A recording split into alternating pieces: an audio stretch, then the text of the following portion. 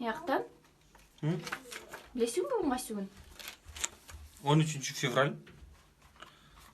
Эртең 14 февраль, а 14 февраль мусулмандардын майрамы эмес. Тын тын тын тын тын тын. Кой отур. Бүгүн мыйзам боюнча үйлөнгөнүбүзгө ровно 5 жыл болду.